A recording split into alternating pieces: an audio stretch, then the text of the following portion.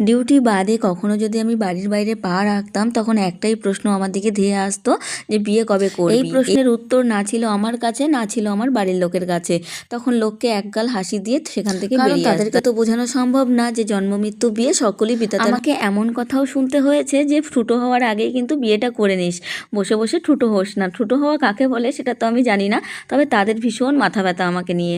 তবে তাদেরকে কে বোঝাবে যে জন্ম মৃত্যু বিয়ে কারো হাতে থাকে না। যাই হোক, মনে হয় এবার সেই প্রশ্নের হাত থেকে আমি রক্ষা পাবো, আর তার থেকে বড় কথা আমাকে নিয়ে যাদের টেনশন ছিল তারাও একটু রক্ষা পাবে। সত্যি কথা বলতে আমি কিন্তু কারো ইনকাম খাচ্ছি না, আমি বসে বসে নিজের ইনকামই খাচ্ছি। আর তার থেকে বড় কথা আমি নিজে একটা কাজ করি।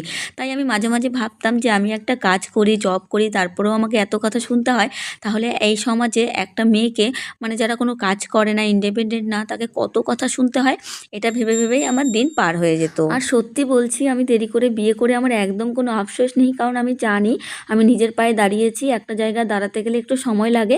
তবে আপনারা আপনাদের মেয়েদেরকে কচি থাকতে বিয়ে দেবেন না, আমি রিকোয়েস্ট করছি, কারণ আপনাদের মনের ইচ্ছা যা, তাতে কচি মেয়েকে বিয়ে দেওয়াই আপনাদের ইচ্ছা। এটা ছিল আমাকে দেখতে আসার দিন। তো আমাকে দেখতে এসেছিল সকালবেলাতেই, মানে মোটামুটি 10টা নাগাদ এসে গেছিলো। তারপরে আমাকে দেখাশোনা হয়, আর আমি দেখাশোনার পরে আমাদের কাঁচা ঘরেই ছিলাম, কারণ আমি পাকা ঘরে ততক্ষণ ছিলাম না, ওই জন্য কোনো কিছুই ক্যাপচার করতে পারিনি। আর যখন তারা চলে গেলেন তখন আমি আমার পাকা ঘরে এসে সকলের সাথে আড্ডা, ফটো, গল্প করছিলাম।